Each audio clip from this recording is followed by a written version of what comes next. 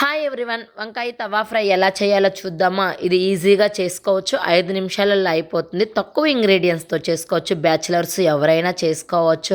మనకి హెల్త్ బాగాలేనప్పుడు, నోరు చేదుగా ఉన్నప్పుడు, అలాగే ఏమన్నా కారకారంగా తినాలనిపించినప్పుడు 5 నిమిషాల్లో ఫాస్ట్గా చేసుకొని తింటే చాలా బాగుంటుంది. నేను చెప్తున్నాను అని కాదు, కానీ ఒకసారి మీరు కూడా ట్రై చేయండి.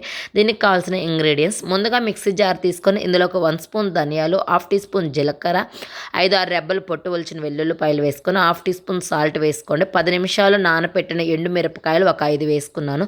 నేను నా కారం తగ్గట్టు వేసుకున్నాను, మీరు మీ టేస్ట్కి తగ్గట్టు వేసుకోండి. తర్వాత మెత్తగా మిక్సీ పట్టుకోండి. వాటర్ వేసుకొని ఒక ప్లేట్లో తీసుకొని ఉప్పు కారం చూసుకోండి. మీకు ఎక్కువ అనిపిస్తే కొంచెం నిమ్మకాయ ఉంటుంది కదా, హాఫ్ బద్ద పిండండి, చాలా బాగుంటుంది.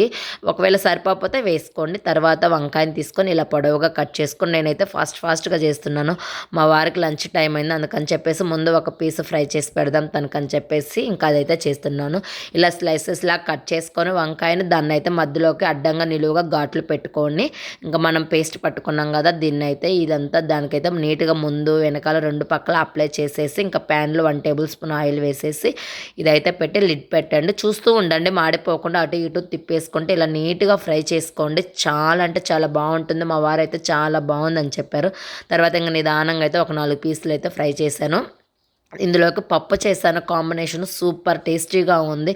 ఎంత బాగుందంటే ఇంకా చెప్పలేనులా, అంత బాగుంది. నేనైతే పని మొత్తం ఫినిష్ చేసుకొని ఇంకా అప్పుడైతే కూర్చున్నాను, ప్రశాంతంగా తింటున్నాను. చాలా బాగుంది. ఒకసారి మీరు కూడా ట్రై చేయండి.